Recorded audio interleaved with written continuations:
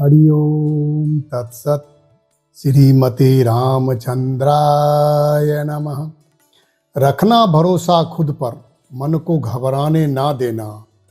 बहुत मिलेंगे उंगली उठाने वाले, तुम हौसला को डगमगाने ना देना। हाँ, वक्त लगता है अक्सर मुकाम पाने में। रखना नज़र अपनी मंजिल पर, मन को कहीं भटकने ना देना। देवियों सज्जनों, पुष्पम एस्ट्रो में आप सबों का स्वागत है। पिछले वीडियो में मैंने विवाह की प्रारंभिक बातें की थी। आज बिना किसी भूमिका के सीधे विवाह पर आते हैं। हिंदू के 16 संस्कारों में इस बदलते परिवेश में भी विवाह संस्कार अभी तक अपना विशेष महत्व बनाए हुए है, जबकि कुछ अनिवार्य संस्कार को छोड़कर शेष सभी संस्कार प्रायः अपना महत्व खो चुके हैं। माँ बाप से जीवन मिलना सबसे बड़ी बात होती है, वहीं अपने जीवन साथी का चयन कर विवाह बंधन में बंधना जीवन का दूसरी सबसे महत्वपूर्ण घटना होती है। सज्जनों, इसलिए सभी माता पिता अपने बच्चों की खुशी सुखी जीवन के लिए ज्योतिष सलाह चाहते हैं। अब शिक्षित लड़का लड़की भी शादी के पूर्व ज्योतिष से मिलते हैं, और ये सभी सही भी है, बशर्ते सही ज्योतिष मिल जाए। ऐसा करने से मन को सुकून मिलता है, जो वैवाहिक जीवन को और मजबूत बनाता है।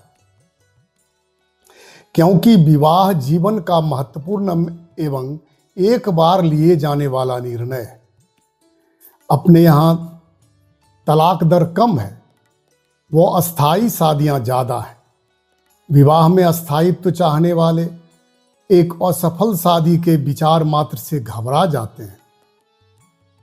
पहले तो कुंडली मिलान तथा नक्षत्रों पर आधारित गणनाओं का कोई विशेष महत्व नहीं था। वैसे तो आजकल भी बहुत ऐसे माता पिता हैं जो कंप्यूटर से बना हुआ कुंडली को सहेज कर रखते हैं और कहते हैं कि मैंने भी अपने बच्चों की कुंडली बनवाया है। खैर जो हो, अब लोगों में जागृति आई है और ज़्यादा से ज़्यादा लोग ज्योतिष शास्त्र का लाभ लेना चाहते हैं। पृथ्वी पर दो शरीरों का मिलन होने से पहले आकाश के क्षितिज पर ग्रहों के परस्पर मिलन से ये बातें स्पष्ट हो जाती हैं कि जोड़ियां पूर्व से निर्धारित हैं। कुंडली में लग्न और लग्नेश स्वयं के शरीर का प्रतिनिधित्व करता है, जबकि कुंडली का सप्तम भाव पति या पत्नी का प्रतिनिधित्व करता है। मतलब पुरुष की कुंडली में सप्तम भाव स्त्री का हुआ, जबकि स्त्री की कुंडली में सप्तम भाव पति का हुआ। और जब लग्नेश और सप्तमेश का मिलन होता है तो शादी की डुगडुगी बजती है।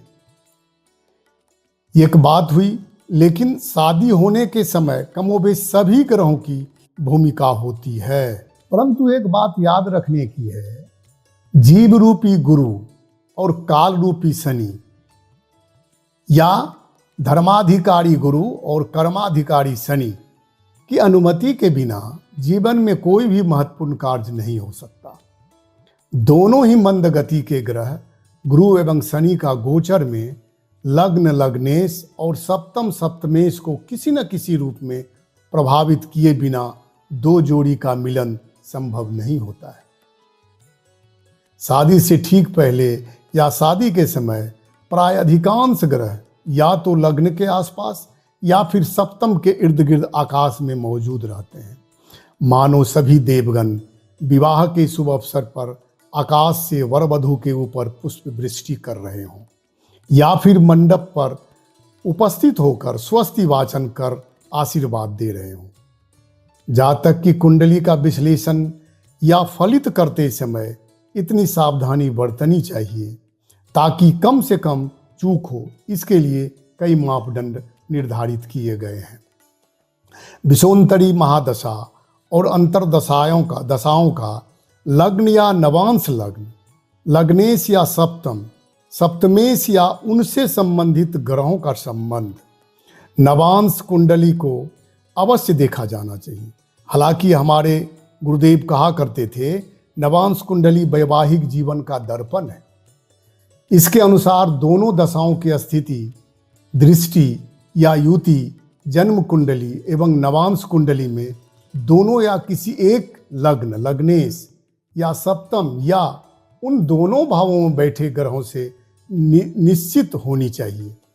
इसी तरह चर अंतरदशा का संबंध दारा कारक, नवांश का दारा कारक, दारा पद, उपपद और लग्न कुंडली नवांश कुंडली के लग्नेश या सप्तमेश से बनना चाहिए।